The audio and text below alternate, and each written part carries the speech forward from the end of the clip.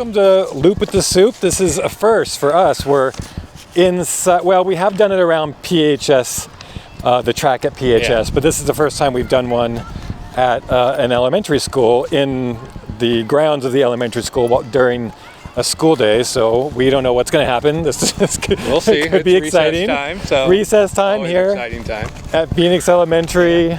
And yeah, we got some kids behind us playing soccer, and pretty soon they'll be next to us, and just some other stuff. So we'll see how this goes. And this is a sound that we hear a lot on this side of the district office. Yeah, the kids playing. You know, it's having fun. Look good. It's a good reminder of why we do. Oh yeah, absolutely. What we do. Yeah, absolutely. Sure. Okay, so well, the first thing we wanted to go over was some of our summer learning opportunities that we're going to have. It's pretty amazing. When we were going through the agenda for this Loop with the Sup, we were like, where do we even start? So, and we might as well start with summer learning, because that's coming up pretty quick, and so many awesome activities that we have. We have our Migrant Ed program, which is always traditionally in the summer, which is amazing. We have guest teachers from Mexico that come, which is super cool. We have a really big Kinder Jumpstart program that's going to be happening as well, which reminds me about registration.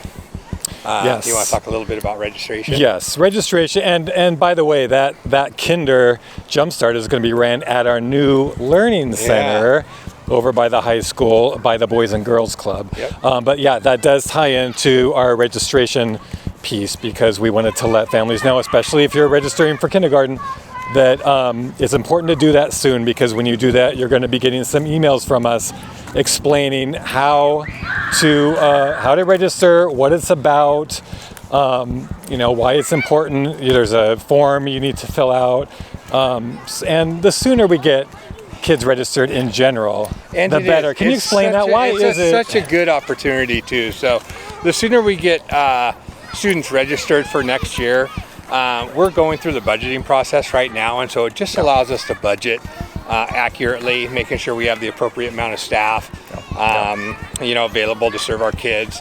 And this year, especially just for incoming kindergartners, we don't often have this opportunity of these funds, and so if you're an incoming kindergarten, have an incoming kindergarten as a family, it's a great opportunity to get registered early and get a really good jump start on the fall.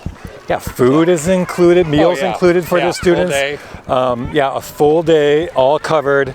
It's really amazing, and you just got to sign up for it. And we have all the info. I'm going to be putting the information out on our social media and on our website, so you can go to our website to check out more on that.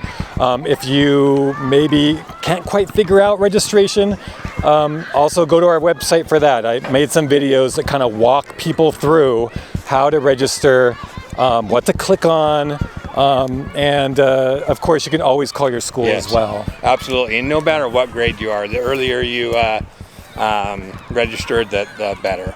And then to round out other summer learning, we'll have incoming 6th graders for Bulldog Camp, incoming 9th graders for Pirate Camp, and some other summer learning opportunities. So super excited. We're qualified for the summer learning grant, and we're using it in full effect. So that's great. Yeah, the Pirate Camp, the Bulldog Camp. I can't remember if we had Bulldog Camp last year, but we haven't had it in a few years, and it's nice to have some funds and really be able to kind of plan it. Sometimes we get these funds late, and so it's too late to plan, but this year we've got them in time. So. And our partners are helping us out a lot. We got Rogue Valley Farm to School, Talent City, huge Rogue Valley Farm to School, like you said, Boys and Girls Club, YMCA. Great without activities. those partners, we couldn't do it.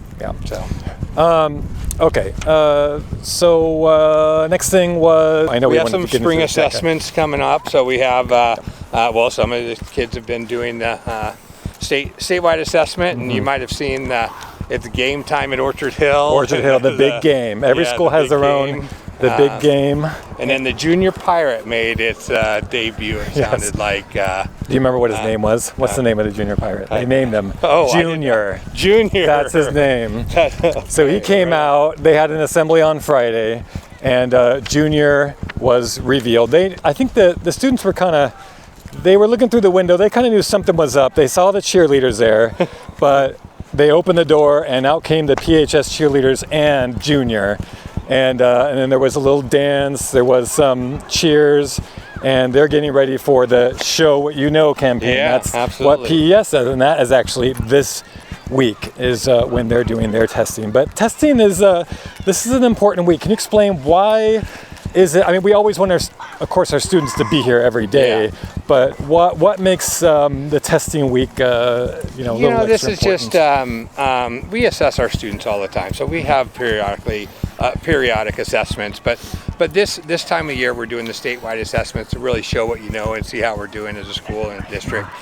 So it's really important to, as always, getting good night's sleep, getting some good meal in you before you start your day, like we ask every day, but especially these times when we're kind of show what you know, do your best. Mm-hmm. And it helps us, I think, also kind of plan for what areas to focus on. Like, for instance, this summer, language arts is going to be a big focus at the elementary. Absolutely, yeah. We can really kind of gear towards individual instruction and really make plans to improve. Yeah. Are we moving on to the masonry competition here? This is super cool. So Mr. Ford, construction teacher at the high school, held the competition here, actually. Yeah. Masonry contest. We had 6 students that participated, and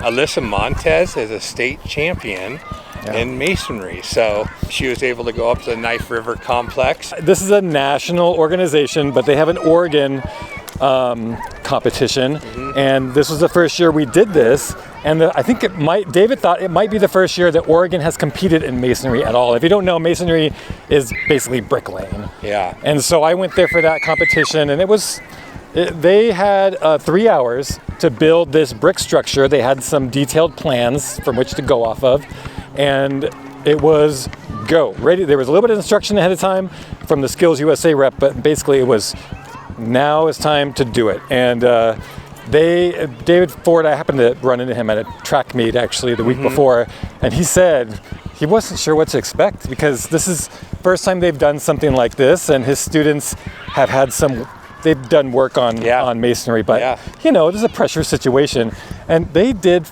beautifully. I don't know if you saw the brick structures they made. It's amazing. Pretty clean. And we had the only participants in masonry in the state, and like you said, I think it was the first time there was a state participant in Oregon, and then Alyssa gets a chance to go to nationals at the end of June in Atlanta, Georgia.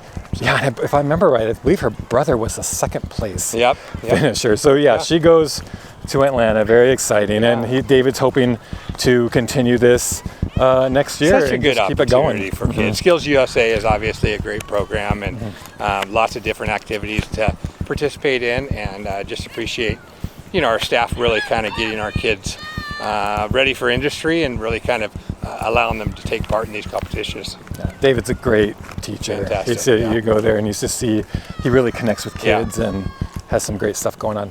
That's not the only big thing right now at the high school. Later this week, Decision Day. It's on Wednesday. I think this might come out right around Wednesday, maybe a little after. So you can check our website about some of the goings on there. But that's basically the day It's always a really exciting day. I know if you're a parent of a senior, I can't even imagine. I have 2 daughters myself. The challenges with the FAFSA and all that sort of stuff.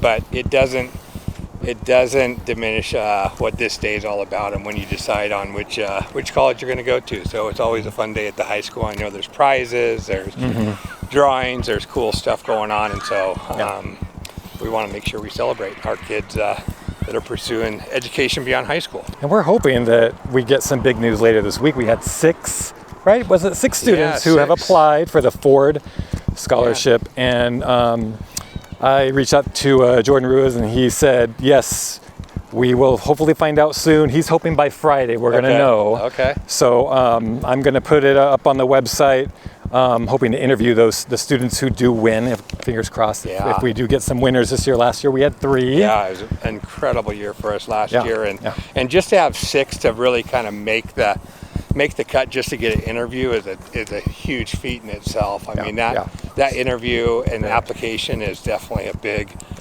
undertaking, and so really proud of our kids especially, and then the support staff they have. Yeah, it's a very competitive scholarship, and this year more than just about any other, tough to get this stuff done. Yeah.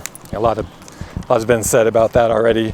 I have heard a lot of others. There's other scholarships being handed out, and I'll get texts or calls or run into somebody that say, "Hey, I saw some of your high school seniors applied for a scholarship or something I'm a part of," and just always super impressed. So it's always good to hear. Yeah.